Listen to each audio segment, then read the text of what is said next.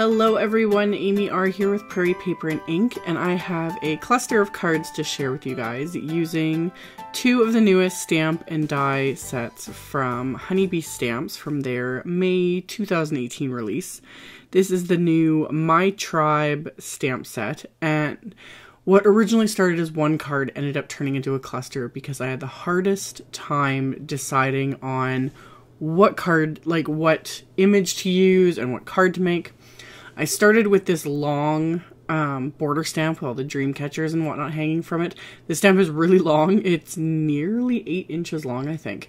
So I pulled out my full-sized stamp platform so that I could stamp this across a piece of white cardstock.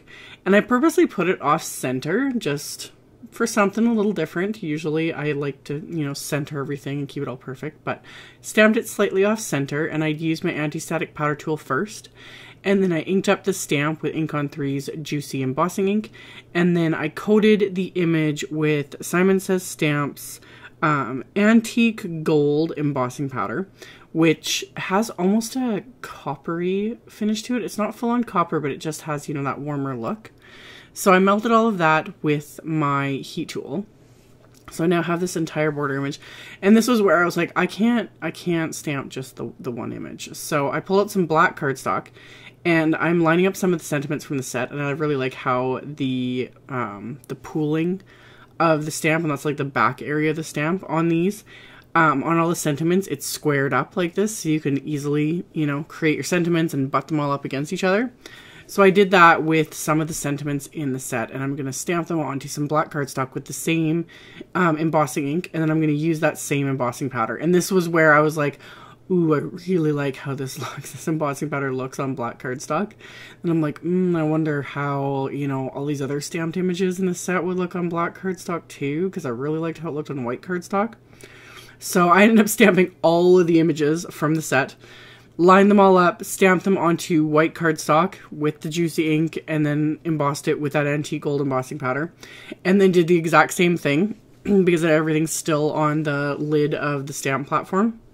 So after I did the first set of images, I just stamped them a second time onto a piece of black cardstock and then coated it with the same embossing powder. So now I have every single image from this stamp set stamped and heat embossed, and there's quite a few images. This is a large set. This is one of the 6 by 8 inch stamp sets. So there's a bunch of images and fabulous sentiments, and I've got all of them now just stamped and heat embossed. And the funny thing was, my original plan was to stamp and heat emboss and then do some messy watercoloring, let it go outside the lines, be all flowy, and it completely took on a mind of its own the minute I went with this.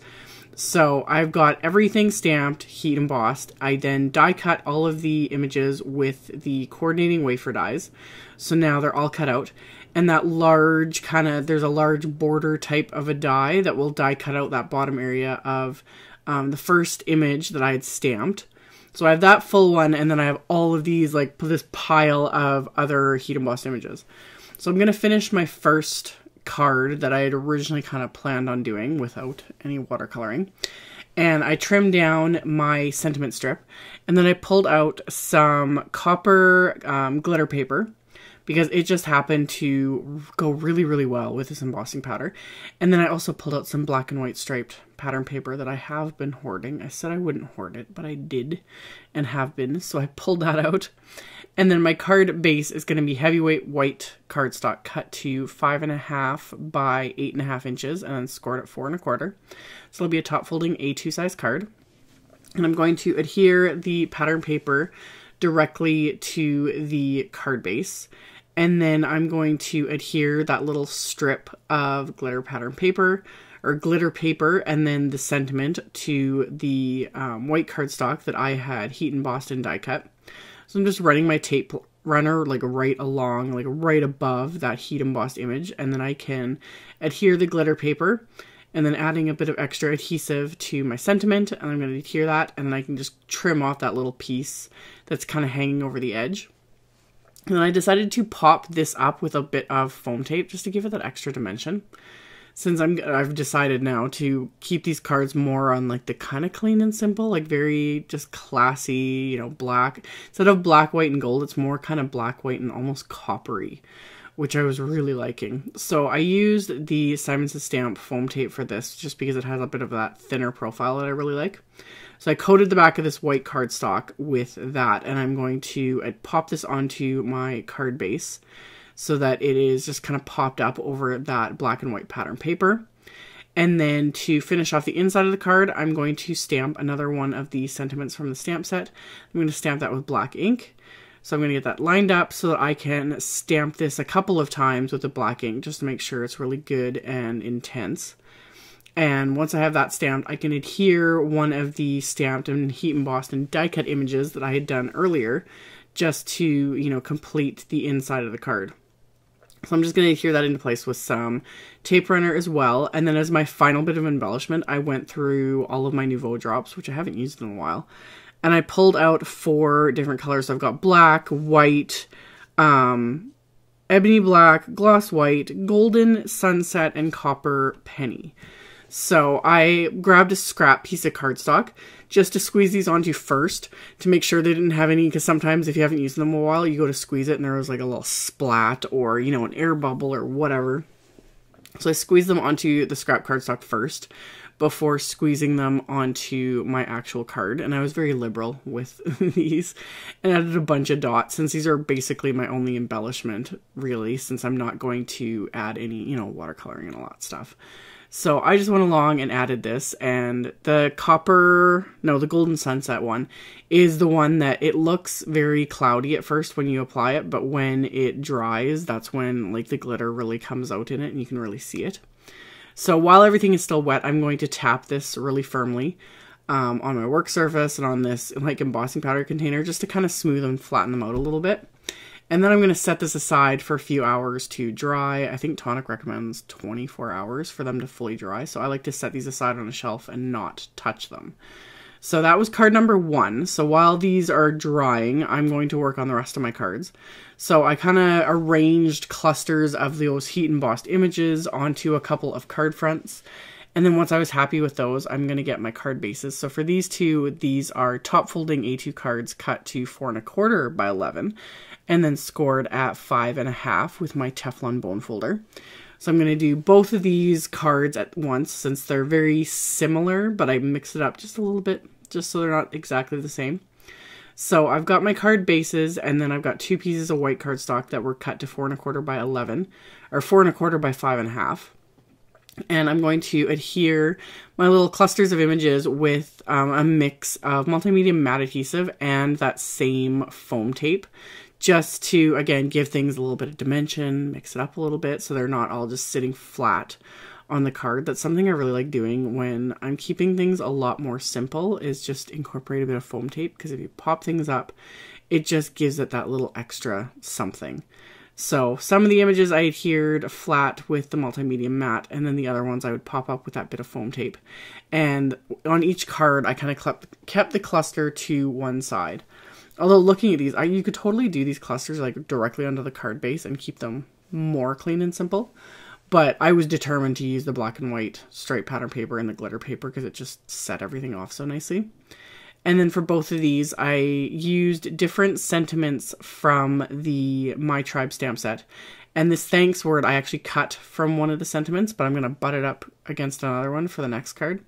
So I stamped everything with black ink. And then I'm going to just trim off the edge of this. Rather, I was going to adhere the pattern paper like directly to this, but instead decided to trim off each side of these card fronts so I can pop these up with foam tape as well, because I just like the look of that. So I pulled out my guillotine trimmer and trimmed off roughly an inch, I think, off of, or not quite an inch off of each of these. And then I'm going to adhere my pattern paper and, again, more strips of this gorgeous glitter cardstock to my card bases. So I've got everything trimmed out, and now I can just start adhering everything to the card base. So I'm just going to add my tape runner to the card base, and then stick on that pattern paper and then that glitter paper. And then I'm going to run foam tape on the back of both of those little now narrower card fronts so that I can stick those into place as well. So it kind of just, I start going into my mass production mode doing things like this, like kind of doing all the same steps at once. It makes things a little bit easier. Those that are familiar with me and my crafting ways know that I end up running out, like my workspace gets smaller and smaller as I'm creating, and I make more and more of a mess. So doing things in similar steps at similar times makes it go a little bit smoother, so I'm not scrambling quite as much trying to find things, because that's usually part of the problem.